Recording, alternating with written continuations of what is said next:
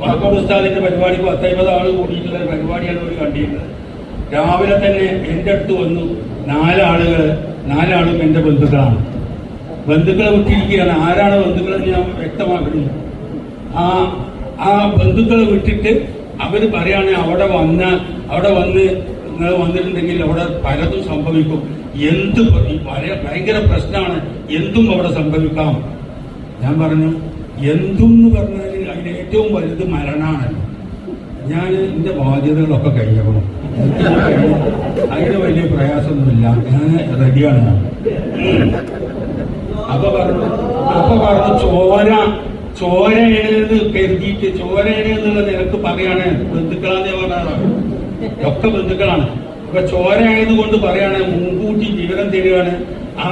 അവിടെ പോയി അതിൽ കുടുങ്ങണ്ട എന്ന് കരുതിയിട്ട് മുൻകൂട്ടി വിവരം തരികയാണ് എന്ന് പറഞ്ഞപ്പോ ഞാൻ ചോദിച്ചു, എടാ എന്റെ വല്യപ്പാന്റെ അനുജൻ ബാപ്പുഹാജിയാണ് ആ പട്ടിക്കാട് കോളേജ് സ്ഥാപിച്ചതിന് തുടക്കം.